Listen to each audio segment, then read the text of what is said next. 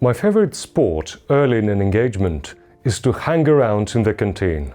Not because of coffee and cake, of course, but to get a real feel of the culture in the organization. And unintentionally, you pick up conversations through osmosis, just being around.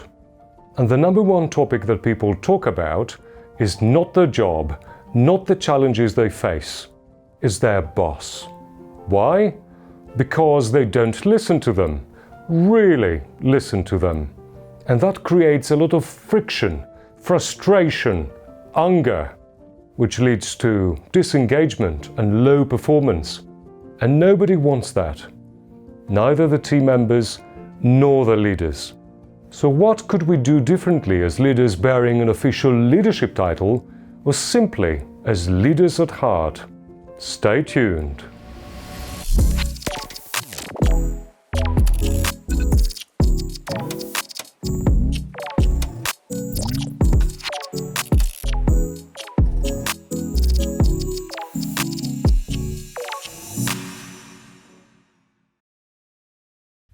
Hello lovely people, and welcome to Flux. I'm Lazaro Wolf. No wonder so many people leave their jobs because of their leaders, hoping the new one will be more empathetic, more supportive, a true listener of their needs, aspirations, ideas. Although we might think that flexing our leadership style is difficult, after years and years of track record into the same gear, at the end of the day, it's our own choice. A choice to make it right and shift gears as the situation demands. Because helping others grow and unlock their potential is the answer to build resilient and innovative organizations that survive in this VUCA world. So what are the first steps that you as a leader can take to be what your team members need you to be? It all starts with active listening. And here are 7 effective tips to help you get started. Kill your need to respond. Yes, you heard right. Kill your need to respond. It's an important yet difficult step. What will help you is to remember your frustration when you get interrupted, when people finish your own sentence, when people cut you off to share direction or advice, especially when it's done prematurely. It's the same for your team members too, and they get even more frustrated. Why?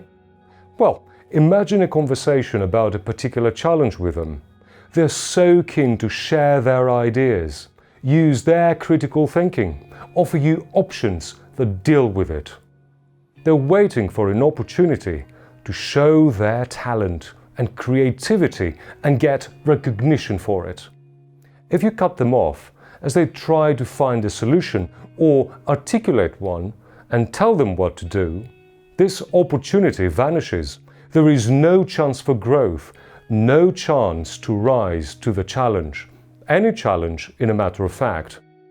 So take a step back, give it a little more time, and see creativity, problem solving, independent thinking unfold in front of you. It might be a difficult first step for you to hold back, but once you master it, the rest of the steps are a walk in the park. Really listen to the words. As you hear them speak, pay attention to what they say. Is there a subtext, any hidden meaning, perhaps a need in disguise, or an aspiration? How attached are they to their proposal? Being distracted by your own thoughts, and you might miss something important, an insight, a glimpse into their world, what they consider meaningful, purposeful, impactful, what motivates them or what gets in the way, what troubles them, their concerns and perhaps their own demons.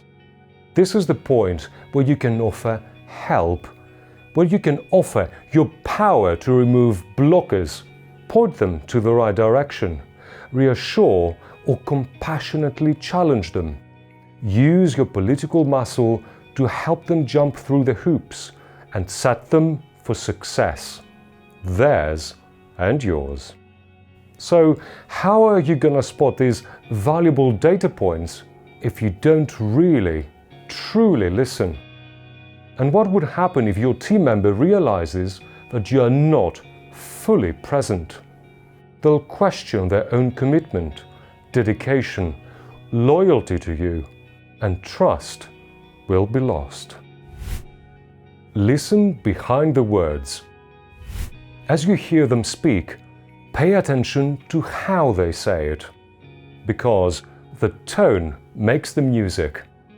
Is there an emotion behind the words? Can you sense the excitement, enthusiasm, or lack of it? And what about their energy? How animated or still are they during the conversation? A monotonous response may prove how they really feel about the topic. A more lively voice may show zeal, passion, a possibility of more commitment, which will only contribute to a positive impact. Another thing to explore, which can be quite revealing, is the choice of the words. Too formal or too casual? Too negative or overly optimistic? And although corporate jargon may be part of your organizational culture, what does it really mean in this very conversation? Do you find the terms used relevant or an attempt to disguise the truth? Dig a bit deeper. Ask questions that aim for answers with greater detail, as clarity can be beneficial for both of you. Check on body language. The body tells us the truth. Well, most of the times.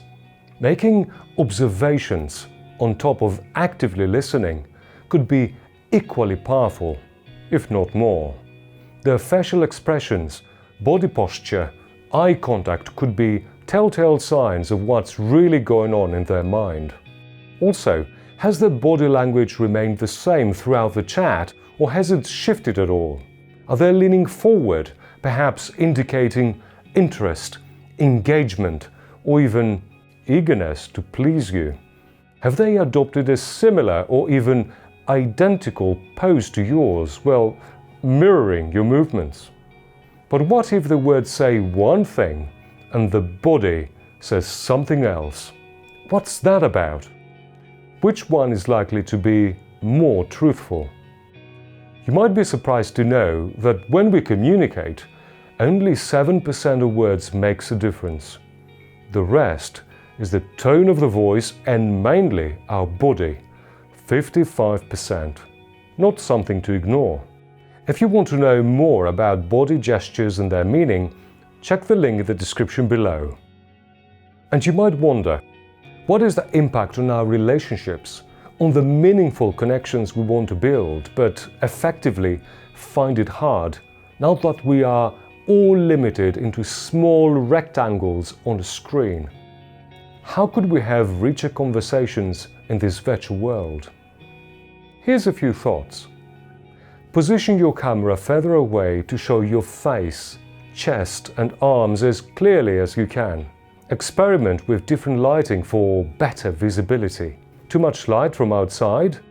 Get some curtains or roller blinds. Also, get a better microphone or a Bluetooth headset and avoid using your laptop's mic and speakers, especially in an echoey room. And when it comes to your turn to speak, use hand gestures and make sure they can be seen on camera. And finally, invite your team members to do the same.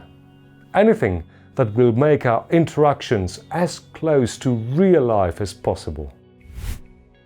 Listen and reflect back. Okay, so you are in the middle of the conversation. You killed your need to respond. You listened to the words and the meaning behind them. You checked on their body language. And now it's your moment. But it's not what you think. It's time to put yourself into their shoes. They might think, did I make any sense? Did my leader understand what I really wanted to say? Were my intentions clear? As leaders, how can we reassure them that they are being fully heard and understood? Reflect back. Summarize what you heard. Show that you understood. Use even some of their words. Give value to their points. Empathize even when you disagree.